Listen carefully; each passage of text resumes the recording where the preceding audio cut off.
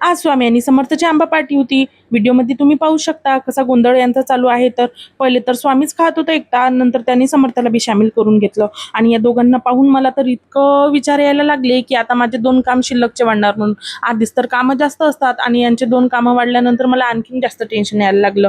पहिले तर हे चांगले एकमेकांसोबत आंबा शेअर करत होते, पण नंतर दोघांची भांडणं लागली. यांचे भांडणं पाहून आत्ताच मला विचारायला लागलाय की यांचं पुढं कसं होईल. असो, यांचं काय होतच राहील.